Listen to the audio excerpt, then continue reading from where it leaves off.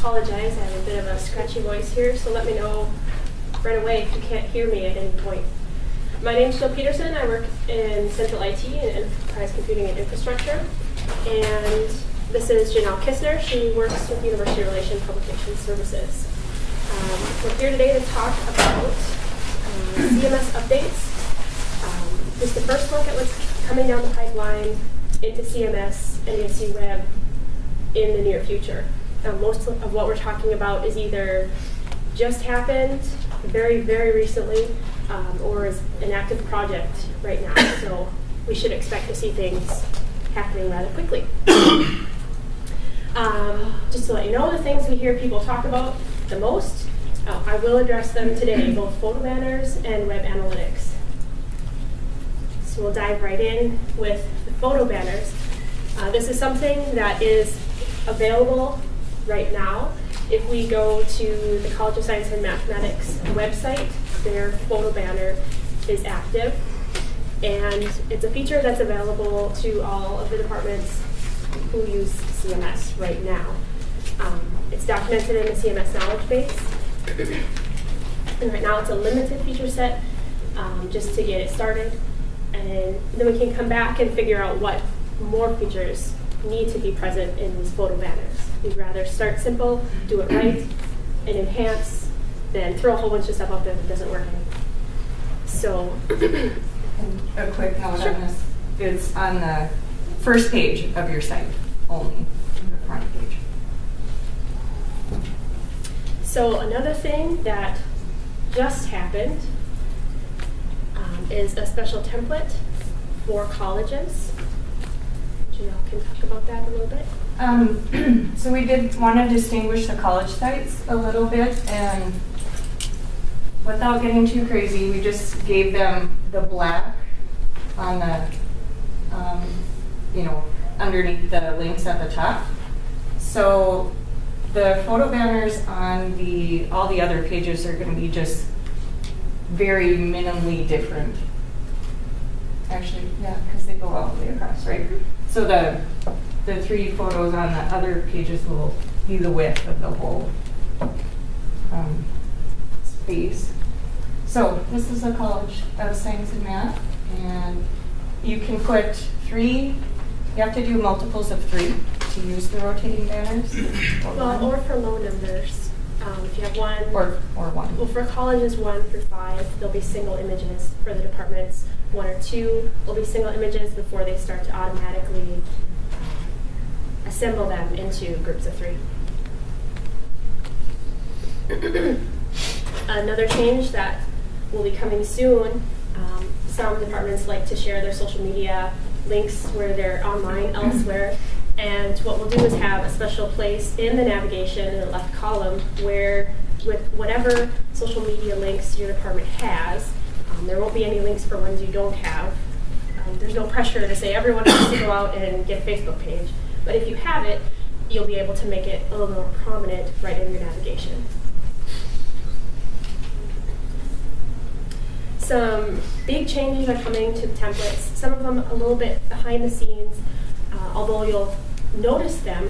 One of the changes is that we'll be applying Twitter Bootstrap. It is an HTML, CSS, JavaScript framework. It's extremely popular. A lot of people use it just to get applications off the ground really fast. But it's such a common thing. Other applications that we use also use Twitter Bootstrap, so we're going to centralize, unify ourselves on that framework.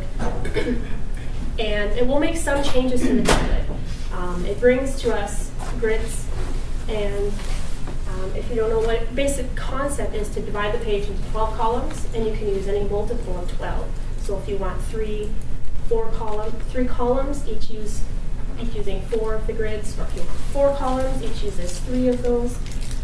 It gives a little bit of flexibility to how you lay out the page, and that's something we don't have for CMS right now. Is doing things in grids, kind of maybe more common terms, columns. There will be some subtle changes to the typography of the page, to the look of the forms, buttons. We currently don't do any glyphs in CMS. We may bring some of them in from Twitter Bootstrap some special treatments for images, and then perhaps different treatments for tables. The default Twitter Bootstrap has its look, and we might not bring 100% of everything in because it either doesn't work with the current branding, or we're not ready to go down that route yet, or what have you, but it offers a ton of stuff. If you want to go, get bootstrap.com, you can preview it, and like I said, it might not include everything, but everything on there is certainly up for looking to see if it'll work. Kind of as part of Twitter Bootstrap is responsive template. This will be a supplement to mobile. Right now we have desktop and mobile, and they're two standalone things.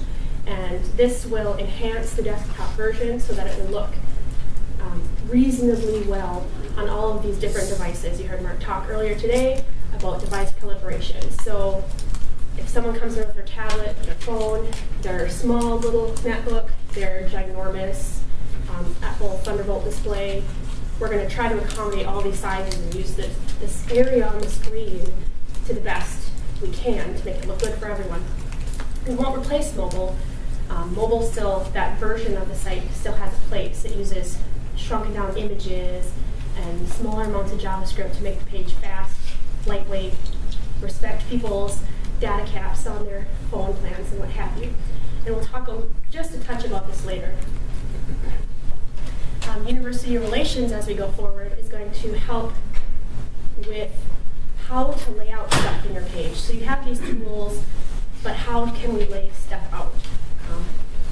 We see examples of things that will kind of hand assemble something, and it doesn't quite look right, but it gets the job done.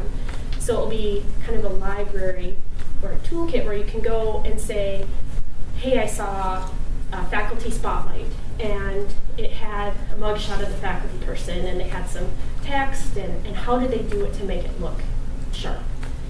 And it'll be kind of a best practices place where you can copy those patterns into your own website. So that will be available kind of after we get some of these tools ready for us. Earlier this fall, we did an upgrade to the news application, and that prepared us to use news categories more heavily. They existed in the old version, but knowing that we were facing a need to upgrade, we didn't want to push it out and have much more complicated stuff to upgrade.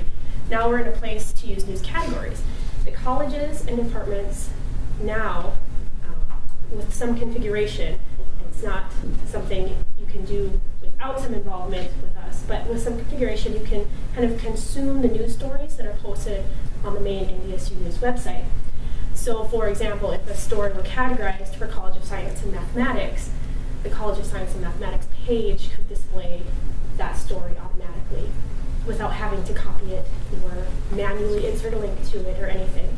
The goal is to do that for all, well maybe not all departments, but a lot of the departments, so that it will keep the content on your main page fresh, updated, and kind of get some content for free. And then there's also going to be, we're planning a slightly updated look to the news stories and the articles. Some new features that don't exist at all. We'll bring in Facebook feeds, and here's just two looks of the Facebook feed. There's different options available, whether it actually shows the posts on the walls or just shows a like button or what it shows. But you could embed a Facebook feed. Again, if you have a Facebook page for your department or your group, you can insert that in your page. Or alternatively, a Twitter feed with the same basic concept, only if you have it.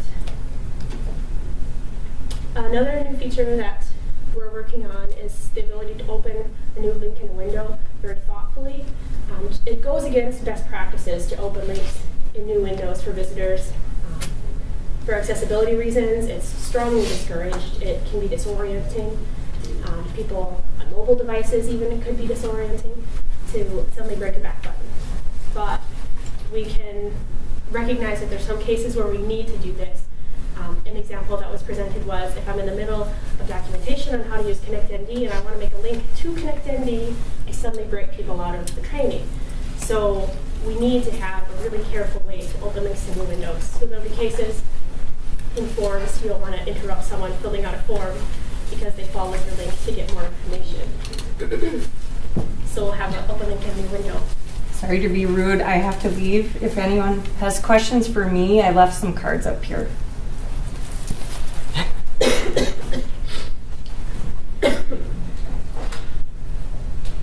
So another big thing that's happening, again, kind of behind the scenes, but it's enabling a lot of this to happen, is there's going to be a Table 3 upgrade this winter. We're expecting the update to be available in December. The feature freeze was just last week, and so given that feature freeze, I was able to download a beta version of what's planned and get an idea of what we're looking at soon. And one of the biggest things I noticed is a new form content element. It's written from the bottom up, it's brand new. It does have a wizard, so you'll find it usable, but it's entirely new. And there's a form confirmation page. So if I take just a minute.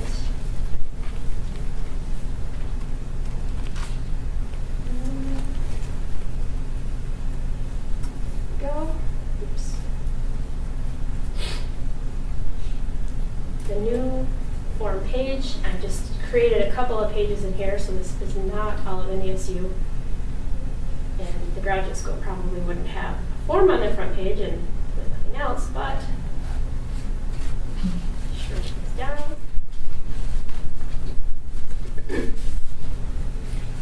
The form wizard.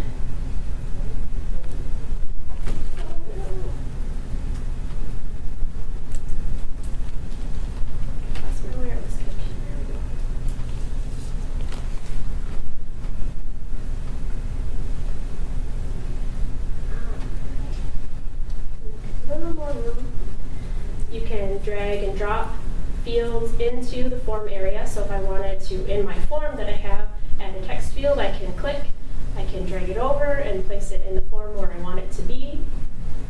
I can edit the label, the attributes of the form, and that's my form. And for the update, or excuse me, for the form confirmation field, I can type whatever I want. I can say I like apples and submit the form, and it repaints things I selected when I entered, so a visitor can reconfirm, oh, that's not my last name, I better go fix that, before they confirm and submit the form. So that's something really, we haven't seen that at all before. And the form wizard is a lot more slick, has some predefined form elements, so you can get an email automatically with email address validation. This full name is quite elaborate with a prefix, middle name, and suffix, but we might be able to configure that a little, but some helpers there for us to use. So, another thing is a responsive preview. I mentioned before, we just touch on the preview, and I wonder if my screen will be big enough here to show when you view like you did before.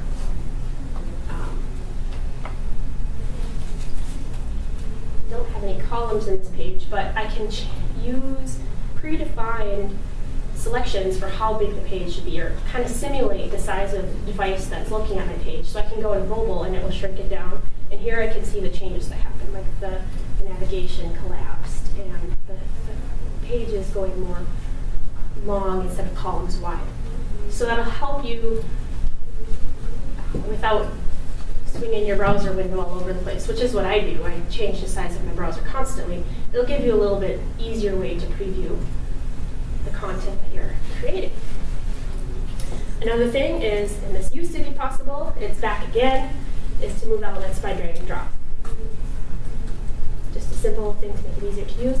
For people who use the insert records, there's now just a link to it right away when you're creating a new content element. You don't have to create a dummy and go change the type. You can just choose insert records right away, and whatever type of record you're going to insert, the online buttons or news articles, I don't remember what's all in there. Or if you're reusing your own content somewhere else in your website, it makes it a little easier. There's also a dedicated content element for the header. So if you have a need to do just a header and no text, you can do that more easily. A subtle change was made to the menu sitemap content element. It's now called special menus. I've heard people say, oh, I want to do just a list of all the little page anchors, is something that you may have done before with other web editors. And Typo 3 does it automatically for you, but I see people hand creating these lists of links just tediously in the rich text editor, typing out the text, highlighting it, turning it into a link. The special menus will automatically give you a list of pages. That could be all the subpages of a page. You can go out and just click, I want the link to these 3, 8, 20 pages, however many it is, or the sections in the page. So if you've created 8 content elements, it'll automatically create that shortcut at the top for people to jump further down in the page. Another slight little thing, if you are selecting records, this happens in those special menus. This is used in insert records. Off the top of my head, I can't remember where all this occurs. This page content thing, it showed you what types of records you could select before, but now if you click it, it will filter all of your records and show only that kind of record. So instead of showing, if you're looking for a media record only, it won't show you the text content elements, and it won't show you those other kinds that aren't relevant to you right now. So it'll help find what you're looking for just a little faster. There's a new rich text editor configuration option available to paste as plain text or structure only or structure in basic format. So if you do a lot of copy and paste, you can set a preference that works just a little better for you. Just a little time saver, working in the file list, there's a dedicated delete button. Before you had to right click and choose delete. Just a little time saver. Going forward, the IT division is actively working to address feature requests as they come in. I know there's a team meeting to discuss what has been collected, what we're hearing, but they are actively meeting right now. I don't know when the next meeting is. And they do work collaboratively. We do work with university relations to pick features that work with the university brand. Sometimes we hear, oh, I wish I could, pick whatever color I wanted for my text. And the feature set of CMS is set in order to follow the university brand. So sometimes it feels like a lack of flexibility and I can't do it, but they very carefully want to maintain that brand. But in any event, if you do have any requests of things you'd like to see, you can request it online. The CMS webpage has a link so that you can do that. Or you can send a request to the help desk as well. And as I mentioned at the beginning, the web analytics, one of the biggest things that haven't mentioned, there is an active project.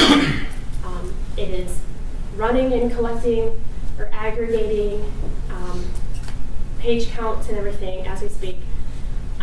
I believe I know it was talked to IT liaisons. I'm not certain if the IT tech professionals group discussed it or not. It didn't? I'm seeing a shake of head. Okay, so find your IT liaison for your department if you want a little bit more information.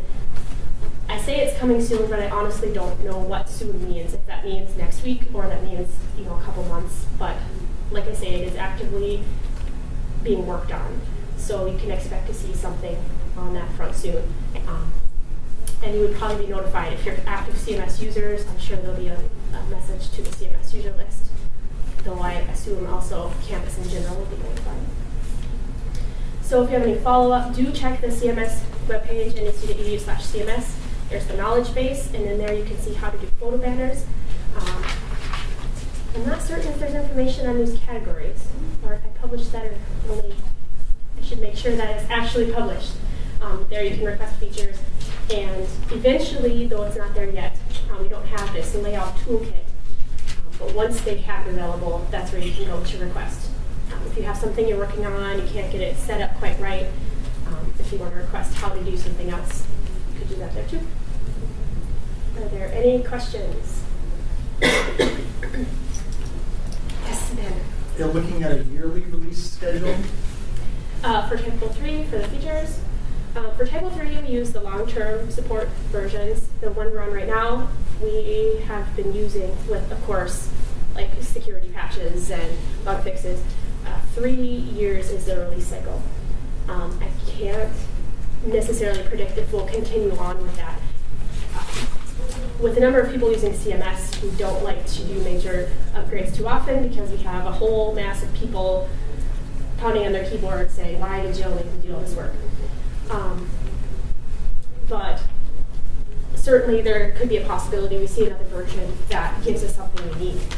So I can't say if it'll happen again next year or not. But we do have to upgrade now. The version we're on will be out of support 6 months after this one is released. So we have to move.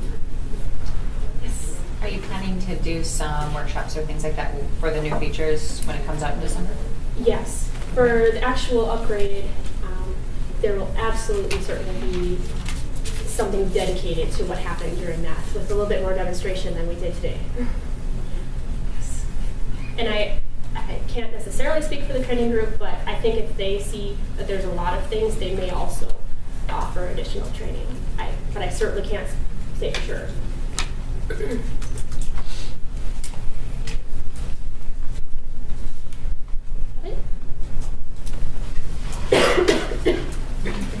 Yes. The other updates you mentioned, is there going to be announcements of those when they come out, or is it just going to be like a rolling? Well, yes.